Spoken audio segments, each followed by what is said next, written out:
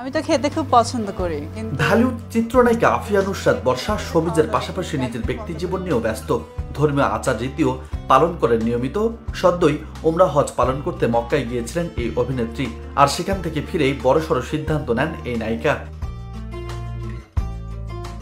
গত বৃহস্পতিবার চিত্রনায়ক অনন্ত জলিলকে সঙ্গে নিয়ে এক সংবাদ সম্মেলনে আয়োজন করেন বর্ষা। সেখানে এসেই জানালেন অভিনয় ছেড়ে দেবেন তিনি।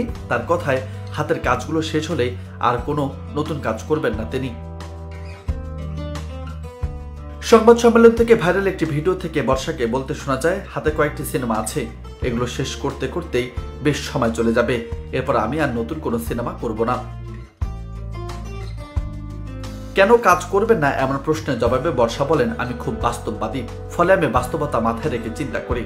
আমার মনে হয় নায়িকাদের একটা বয়স পর্যন্ত স্ক্রিনে ভালো লাগে, ততদিন কাজ করা উচিত, আমার ক্ষেত্রে তাই।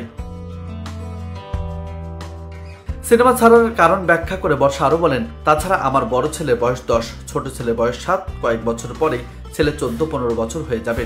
তখন সে যদি দেখে মা সিনেমার নায়িকা, তখন কি ভাববে? এসব চিন্তা করে সিনেমা ছেড়ে দেওয়ার সিদ্ধান্ত নিয়েছি। এদিকে বর্ষা সিনেমা ছাড়ার সিদ্ধান্তে যে অনন্তর কোনো আপত্তি নেই তাও বোঝা গেল।